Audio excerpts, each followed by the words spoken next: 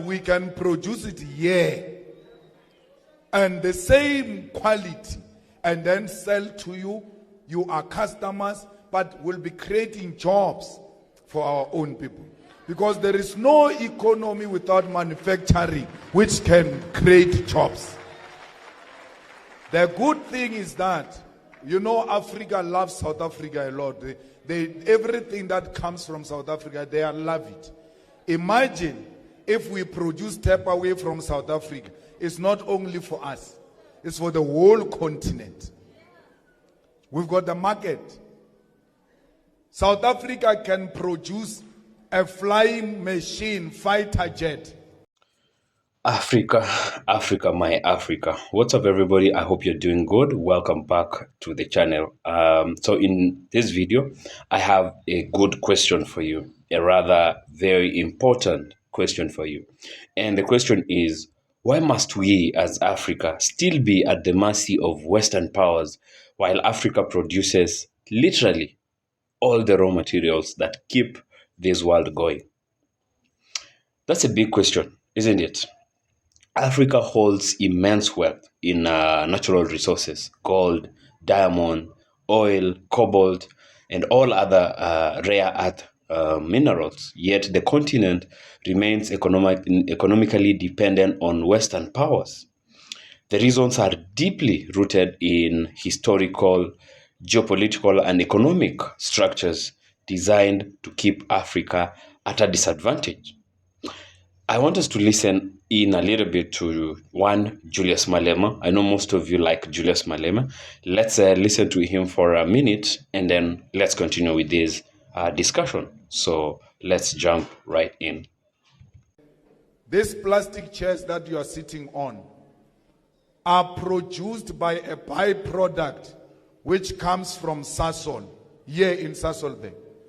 That byproduct, they go and sell it to China. China uses that byproduct to produce those chairs. And these chairs are expensive because they come from China. We are paying for their shipment here. But the thing is here in Sasol. Why are we not taking it there and produce these chairs here in South Africa? Do you know that we also import toothpick? Maybe some of you don't even know what's the toothpick because you got a slugs. So, match sticks, the matches that we use every day, we don't produce it. It comes from outside South Africa. The plate that you use, plastic plate, plastic, comes from outside. How can't we not produce what we use every day? Because there are customers already for it. I mean, all these women who are sitting here, Dr. Ndlozi, if you say to them, please borrow me a tap away, yes, sis, there will be war. She's going to call you the whole day, where's my tap away? But tap away that you love so much, its production is as a result of what comes from Sasol. Look at how expensive tap away is. That's why you are fighting. But we can produce it here and the same quality and then sell to you. You are customers, but we'll be creating jobs for our own people. Because there is no economy without manufacturing which can create jobs. The good thing is that, you know, Africa loves South Africa a lot. Everything that comes from South Africa, they love it. Imagine if we produce tap away from South Africa. It's not only for us, it's for the whole continent. We've got the market. South Africa can produce a flying machine fighter jet. Barking into Roy Falk. Roy Falk is one of the best war machines. We produce it here in South Africa. The Chinese wanted to buy 2 so that they can copy what we are doing. We refuse to sell to them. How can we produce a machine that flies and we can't produce cars? A machine that moves on the ground, we can't produce it. But we produce a machine that can fly. There is something wrong there. Someone went to sign agreements, trading agreements with Germany that we will not produce cars. You will give us cars, we'll buy from you. Went to sign with Japan and many others. We will not produce car, we'll buy from you. If we can produce a flying machine, it must not be difficult to produce a car. And if we produce a car, it means more jobs for our children. South Africa is rich of minerals. We've got platinum, we've got chrome, we've got gold, we've got diamond. Every day on the N3 to Richards Bay, they are transporting our raw material out of the country. When you see those cars from tomorrow, when you look at them, you must know that inside those trucks is jobs being shipped out. Because chrome is used to produce steel. In South Africa today, there is nothing you can build without steel, which means steel is in demand. And we've got chrome to produce steel. Why are we sending our chrome to China and everywhere else? They produce steel and sell the steel back to us, when we can produce our own steel through beneficiation here in South Africa. You know, Gauteng, Johannesburg, was made by the discovery of gold. This place is not a preferred place of settlement. That's why, because it's got too much water, it was a forest. But when they discovered gold, they now had to create conditions for settlement. So, which means everywhere where a mineral is discovered, then that place must look like Johannesburg. Because Johannesburg was made by a mineral. Why is platinum not making Rustenburg look like Johannesburg? Because platinum is a mineral as well. Why is Bakersford, if it has got chrome, why is not looking like Johannesburg? We need to decentralize the economy of South Africa to depopulate this Gauteng. Because this Gauteng is going to become a nightmare very soon. Everybody wants to settle here.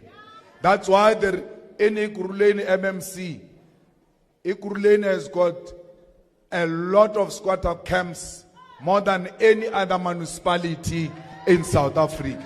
It's because people come here coming to search for opportunities. But if we create opportunities for them where they come from, they will not see a need to come, because it's safer to work where you come from. Unlike me, I have to work, I have to have a home in Polokwane, have a home in Johannesburg, have a home in Cape Town. Even if Cape Town you are not paying any rent, you are a member of parliament, but the fridge must be full. And then the fridge must be full in Johannesburg, then full in Polokwane. So if there is a means where I can have one home where I go to work and come back to this home, I'm saving a lot. So we need to decentralize this economy and create new cities. Every city you see was created by apartheid. There is no single city that was created by democracy. For the past 30 years, they've never done a town. Nothing. What they do, they identify a bush. They love bushes. I don't know, Comrade Carl, is it because you are in the bushes for a long time? They love bushes. They go and look for a bush away from where people stay and build RDP houses and say, no, come and stay here. Why do you take us away from where the resources are? There is already road here, there is water here, there's electricity here, a person takes people to the bush and give them RDP houses. And our people are clapping hands. But they forget that it was them who were marching during apartheid saying, we don't want matchbox houses. Today they are given Western matchbox houses. They clap hands. A definition of a house means that it must have a flushing toilet inside. If it doesn't have a flushing toilet, it's not a house. It's a glorified mukuku. It's not a house. It's a glorified shack. Because only a shack will not have inside toilet. I've never walked into any shack, they say, this shack has got an in-suit. I've never seen anything like that. So why do you call this thing a house and call this one a shack? What is the difference? The difference is that here you did not use a corrugated iron. You used some mamparastina. So we reached a point where we must stop celebrating mediocrity and laziness. We must now start voting with our minds and not with our heart. Because for how long have you been seeking a job? But people just come, get called from homes by ANC councillors to come and work here in the Ekurhuleni municipality. They hire their relatives. They hire their comrades. If you are a female, they want to have sex with you before they give you a job. That, when we vote on the 29th of May, you must remember. You must remember that 29 May, you don't have a toilet. You come from the shack, from the squatter camps, family of 4, 5 are sharing 10, are sharing a toilet. They've treated you like animals for a very long time. Go and teach them a lesson on the 29th of May and tell them, today we are here to reclaim our humanity, to reclaim our dignity. We are tired of being treated like animals. So we must make sure that our children go to school for free. There must not be school fees. And children must not pay for school uniform. How can, we are led by some people who appear like they've lost their mind. They say this one who wants to make a good future for herself, she must buy uniform. But a prisoner like Gaten Mackenzie was having free uniform in prison. He's a beneficiary of free uniform in prison. You want to go to school? Go and buy uniform.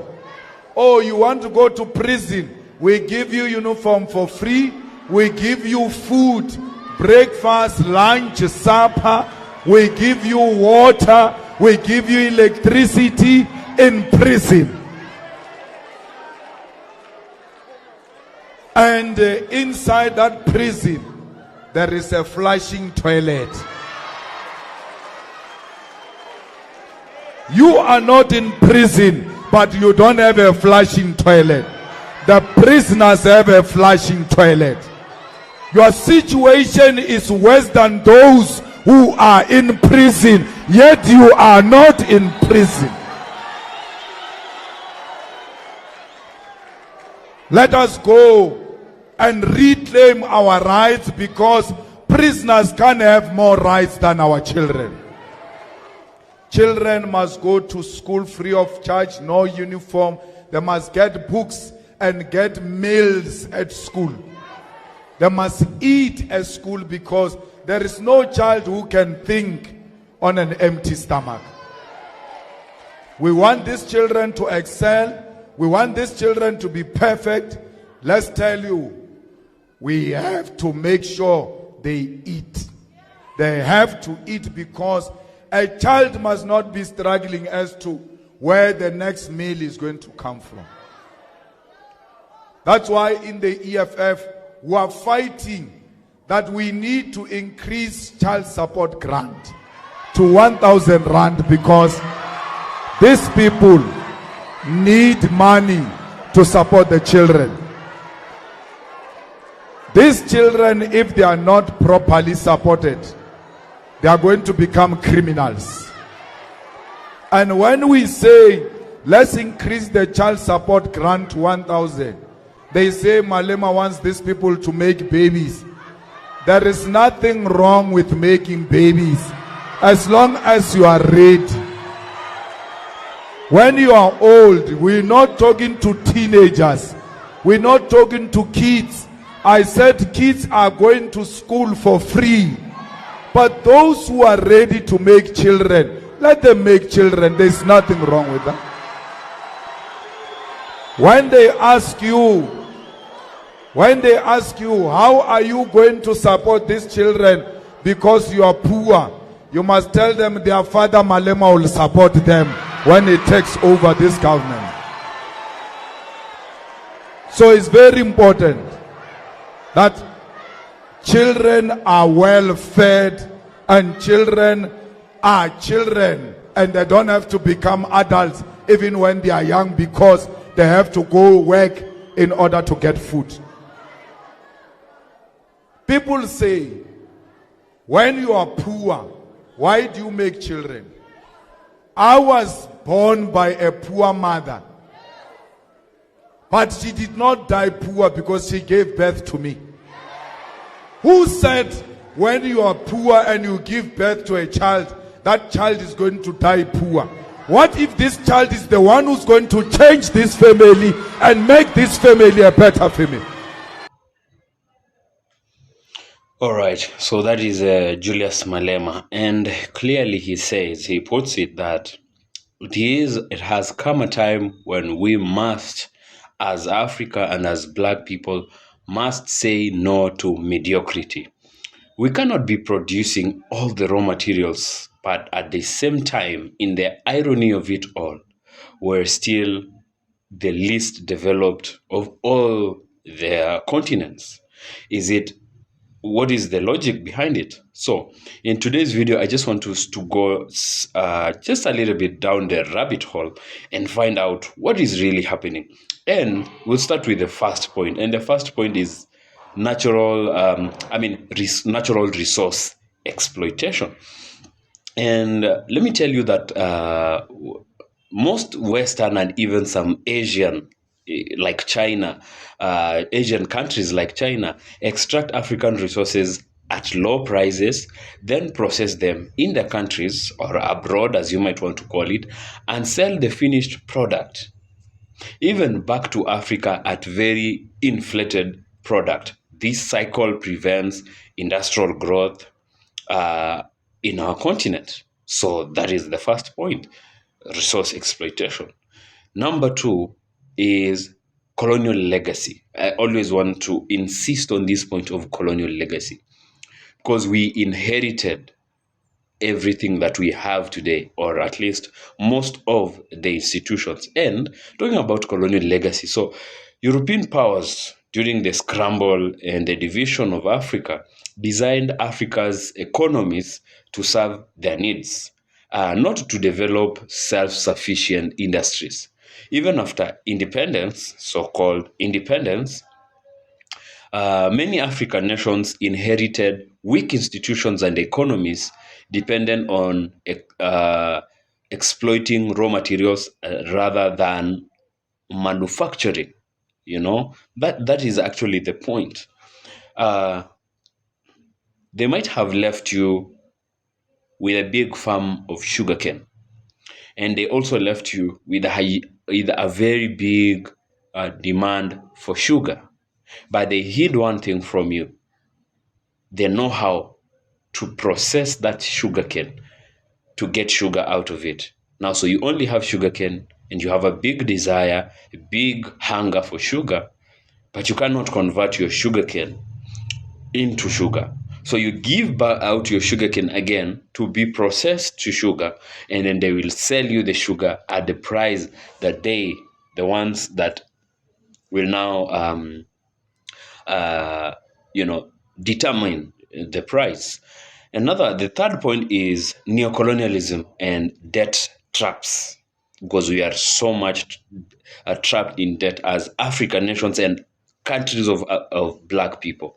So Western financial institutions and multinational corporations, the IMF, the World Bank, so on and so forth, and former colonial powers maintain control through economic policies, debt, and trade agreements that benefit them, the West, while keeping Africa at a position of struggling. You understand the whole situation of France and West Africa, the CFA franc, that they have to have 50%, was it 50%? More than 50% of their reserves. They're the one who determine anything to do with our economies. Do you understand? Do you really have an understanding of how much interest the IMF and the World Bank imposes on African countries compared to loans it gives to those other countries in the so-called the Northern Hemisphere or the West? Do you really understand? Do you know that you can never ever run out of, get out of that debt trap? Because even when you're struggling, even after them declaring that you are in a bad financial position, they still are able to advance you more loans, so they make sure you're still in that cycle. But sometimes you ask yourself, don't our leaders really know this? How is it that a common man like me and you, how is it that we know this? But why is it that we are the ones who talk about this, but our leaders don't talk about this? So this brings us to another point, the fourth point, which is leadership and corruption. And many African leaders, backed by Western powers, we call them the puppets, prioritize personal gain over national development. Corrupt governments make deals that favor foreign companies over local economies. And that's really just the sad part. And that's why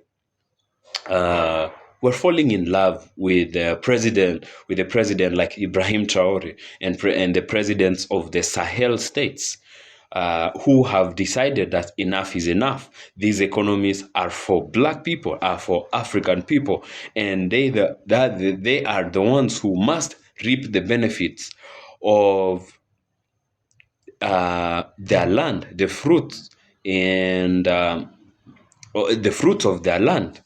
Another point is lack of industrialization. So without strong manufacturing and technology sectors, Africa remains dependent on Western goods and services.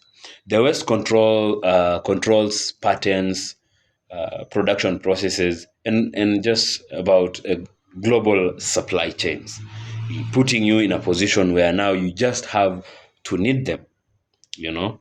And then there is another point is divisions and foreign meddling. So the West fuels divisions in Africa. The divisions you see in Africa are influenced directly by the West, by Europe and America. Europe drew all the borders that divide African people as it is today. And they told us not to be going to our own neighborhoods. I am in my country. It becomes so hard for me to leave my country just across the border to my neighbor, my brother and my sister. But they went back to Europe and they can traverse the whole of their continent on foot, on land, because you can literally take a train from Western Europe to as far as Eastern Europe. But for us and what we inherited, it is impossible for us. It is harder, and this is a disaster. This visa story is a disaster we need to talk about. How is it so hard for one African to move to another African country, that it's way harder. Sometimes it's easier to go to Europe and America than to go within Africa. There are no flights. There are too many visa restrictions. There is a lot of misunderstanding and miscommunication. It is because of the meddling of the Western powers. Because when you get together as a people, you become a formidable front. You become a formidable unit or unity. And that is what we are talking about every day. Let's unite. Africa unite. Black people unite. Once we are united, then we are in a position to bargain for anything. Whether through economic influence, military interventions, and supporting conflicts, this is how the West meddles in our affairs to keep the continent weak and easily exploitable. Really, what is the solution here? Africa needs to unite. First things first. UNITE. Unite, unity. Invest in industrialization. Build intra-African trade. Make it easy to do business throughout the continent. Do away with these imaginary borders that they brought to us, and break free from neocolonial systems. Some countries have shown that it is possible not to depend on these Western imperialists that keep exploiting us. So Africa has everything it needs to really rise, except unity and economic power to control its own destiny. And it will take courage. It will take a lot of preaching, like what we do here, because we have to wake up. These are simple, obvious factors that are keeping us, underdeveloped as a continent. But how many times, in what is it even captured in our school systems that these are our problems? We always major on minor things that don't really affect us. And instead of really teaching ourselves, teaching our children, incorporating in our education systems that our problems are colonial legacy, neocolonialism, debt traps, bad leadership and corruption, lack of industrialization, and division and foreign or meddling from the Western world. We need to capture that. We need to tell generations to come that. But look at our education systems. What do we teach that really empowers ourselves, empowers our children, that tells the problem? Because we have inherited those systems of education themselves. Let's rewrite the story. This is a big wake-up call. Let's circulate this good news, and let's continue advocating for the unity of not only Africa as a continent, but when I talk about Africa, I'm talking about the unity of Black people. Africans in the African continent, Black people outside of the continent of Africa, and all over the world. Let's unite as a Black front, because all of us are simply in the same boat. That is what I had for you in this video. Thank you for your time. Please subscribe to the channel, give this video a thumbs up, and share this video widely as much as possible. Until next time, see you in the next video. Peace out.